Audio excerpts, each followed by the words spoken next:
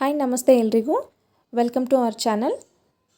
ಇವತ್ತಿನ ರೆಸಿಪಿ ಅಕ್ಕಿ ಹಿಟ್ಟಿನ ಚಕ್ಲಿ ಗರಿಗರಿಯಾಗಿ ಮಾಡುವುದು ಹೇಗೆ ನೋಡೋಣ. ಈಗ ನಾನಿಲ್ಲಿ ಒಂದು 1/4 ಕಪ್ನಷ್ಟು ಹುರಿಗಡಲೆ ತಗೊಂಡು ಮಿಕ್ಸಿ ಮಾಡ್ಕೊತಿದ್ದೀನಿ. ನುಣ್ಣಗೆ ಪೌಡರ್ ಮಾಡ್ಕೊಳ್ಳಿ.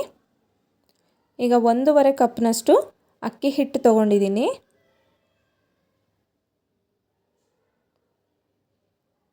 ಈಗ ಮುಂಚೆನೇ ಮಿಕ್ಸಿ ಮಾಡಿಟ್ಕೊಂಡಿರೋಂಥ ಹುರಿಗಡಲೆ ಪುಡಿನ ಹಾಕೋತಾ ಇದ್ದೀನಿ.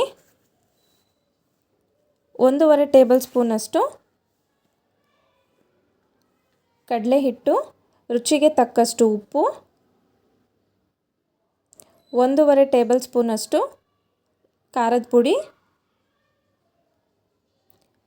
ಹಾಗೆ 1 ಟೀ ಸ್ಪೂನಷ್ಟು ಅಜ್ವಾನ ತೊಗೊಂಡಿದ್ದೀನಿ. ಅಜ್ವಾನ ಹಾಕೋದ್ರಿಂದ ನಿಮಗೆ ಟೇಸ್ಟ್ ತುಂಬ ಚೆನ್ನಾಗಿರುತ್ತೆ.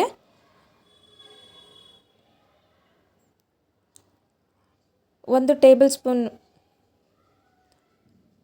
1 ಟೀ ಸ್ಪೂನಷ್ಟು ಅರಿಶಿನ ಪುಡಿ, ಸ್ವಲ್ಪ ಹಿಂಗು. ಈಗ 2 ಟೇಬಲ್ ಸ್ಪೂನಷ್ಟು ಬೆಣ್ಣೆ ಬಿಸಿ ಮಾಡ್ಕೊಳ್ತೀನಿ. ಅಷ್ಟರಲ್ಲಿ ಚೆನ್ನಾಗಿ ಮಿಕ್ಸ್ ಮಾಡ್ಕೊಳ್ಳಿ. ಈಗ ಸ್ವಲ್ಪ ಬಿಳಿ ಎಳ್ಳು, ಈಗ ಕಾದಿರೋ ಅಂಥ ಬೆಣ್ಣೆ ಹಾಕಿ ಮಿಕ್ಸ್ ಮಾಡ್ಕೊಳ್ಳೋಣ. ಸ್ವಲ್ಪ ಹುಷಾರಾಗಿ ಮಿಕ್ಸ್ ಮಾಡ್ಕೋಬೇಕು. ಬಿಸಿ ಬೆಣ್ಣೆ ಹಾಕಿದಾದ್ಮೇಲೆ ಚೆನ್ನಾಗಿ ಕಲಿಸ್ಕೊಳ್ಳಿ.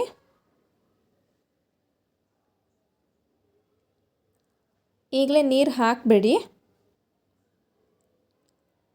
ಚೆನ್ನಾಗಿ ಕಲಿಸ್ಕೊಂಡಿದ ನಂತರ ಈ ಥರ ಬರಬೇಕು ಹಿಟ್ಟು, ಹಸಿ ಹಿಟ್ಟು ಈ ಥರ ಕಲಿಸ್ಕೋಬೇಕಾದ್ರೆ.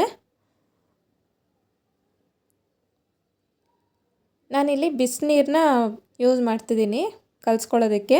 ಮುಂಚೆನೇ ಕಾಸಿ ಇಟ್ಕೊಂಡಿದ್ದೀನಿ.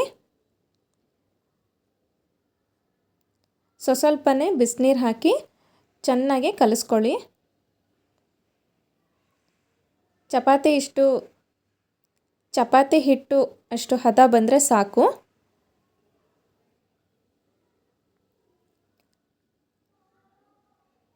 ಈಗ ಸ್ವಲ್ಪ ಕಾದಿರೋ ಎಣ್ಣೆನೂ ಹಾಕ್ಕೊಳ್ಳಿ. ಚೆನ್ನಾಗಿ ಮಿಕ್ಸ್ ಮಾಡಿ.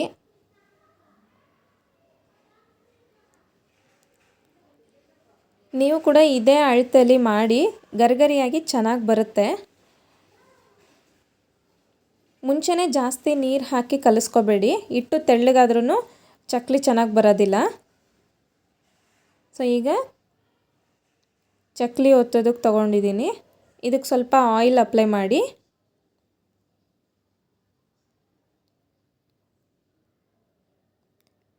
ನಿಮಗೆ ಹಿಟ್ಟು ತೀರಾ ಗಟ್ಟಿ ಆಯಿತು ಅನಿಸಿದ್ರೆ ಸ್ವಲ್ಪ ಬಿಸಿನೀರು ಹಾಕಿ ಚೆನ್ನಾಗಿ ನಾದ್ಕೊಳ್ಳಿ.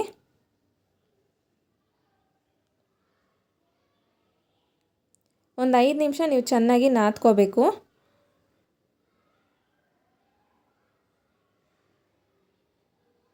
ಈಗ ಎಣ್ಣೆ ಕಾಯಕ್ಕೆ ಇಡೋಣ. ಅಷ್ಟರಲ್ಲಿ ಚಕ್ಲಿ ಹೊತ್ಕೋತೀನಿ.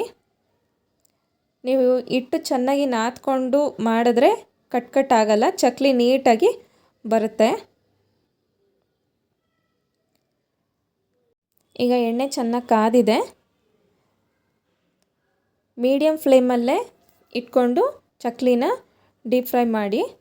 ಒಂದು 3ರಿಂದ 4 ನಿಮಿಷ ಚೆನ್ನಾಗಿ ಡೀಪ್ ಫ್ರೈ ಆಗಲಿ. ಹೈ ಫ್ಲೇಮಲ್ಲಿ ಮಾಡೋಕ್ಕೆ ಹೋಗಬೇಡಿ, ಬೇಗ ಸಿಹಿಯುತ್ತೆ. ತುಂಬ ಗರಿಗರಿಯಾಗಿಯೂ ಬರುತ್ತೆ. ಇದು ಚೆನ್ನಾಗಿರುತ್ತೆ. ಎಲ್ರಿಗೂ ಇಷ್ಟ ಆಗುವಂಥ ಈವ್ನಿಂಗ್ ಸ್ನ್ಯಾಕ್ಸ್ ಎಲ್ರಿಗೂ ತುಂಬ ಇಷ್ಟ ಆಗುತ್ತೆ. ನೀವು ಕೂಡ ಸೇಮ್ ಅಳತೆಯಲ್ಲಿ ಮನೇಲಿ ಟ್ರೈ ಮಾಡಿ, ಹಾಗೆ ಕಮೆಂಟ್ ಮಾಡಿ ಹೇಗೆ ಬಂದಿದೆ ಅಂತ. ಒಂದು 3ರಿಂದ 4 ನಿಮಿಷ ಚೆನ್ನಾಗಿ ಡೀಪ್ ಫ್ರೈ ಮಾಡಿಕೊಂಡ್ರೆ ಸಾಕು. ತೀರಾ ಸೇರಿಸಬೇಡಿ.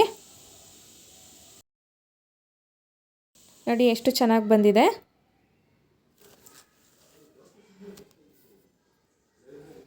ಈಗ ನೋಡೋಣ ಚಕ್ಲಿ ಮುರಿದಾಗ ಈ ಥರ ಬರುತ್ತೆ. ಸೊ ಗರಿಗರಿಯಾಗಿ ಆಗಿದೆ ಅಂತ. ಈ ರೆಸಿಪಿ ನಿಮಗೆ ಇಷ್ಟ ಆದಲ್ಲಿ ಪ್ಲೀಸ್ ಲೈಕ್ ಮಾಡಿ, ಸಬ್ಸ್ಕ್ರೈಬ್ ಮಾಡಿ, ಹಾಗೆ ಶೇರ್ ಮಾಡಿ. Thank you for watching.